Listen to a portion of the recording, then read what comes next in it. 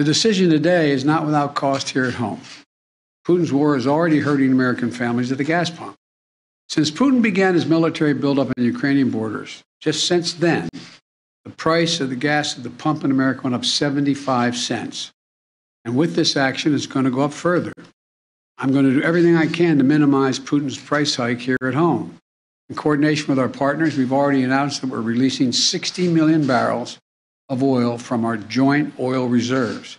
Half of that, 30 million, is coming from the United States. And we're taking steps to ensure the reliable supply of global energy. We're also going to keep working with every tool at our disposal to protect American families and businesses. Now, let me say this. To the oil and gas companies and to the finance firms that back them, we understand Putin's war against the people of Ukraine is causing prices to rise. We get that. That's self-evident. But, it's no excuse to exercise excessive price increases or padding profits or any kind of effort to exploit this situation or American consumers, exploit them. Russia's aggression is costing us all, and it's no time for profiteering or price gouging.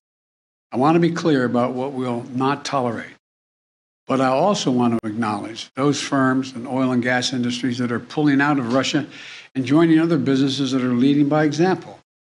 This is a time when we have to do our part. Make sure we're not taking advantage. Look, let me be clear about two other points. First, it's simply not true that my administration or policies are holding back domestic energy production. That's simply not true. Even amid the pandemic, companies in the United States pumped more oil during my first year in office than they did during my predecessor's first year. We're approaching a record levels of oil and gas production in the United States, and we're on track to set a record of oil production next year. In the United States, 90% of onshore oil production takes place on land that isn't owned by the federal government. And of the remaining 10% that occurs on federal land, the oil and gas industry has millions of acres leased. They have 9,000 permits to drill now. They could be drilling right now, yesterday, last week, last year.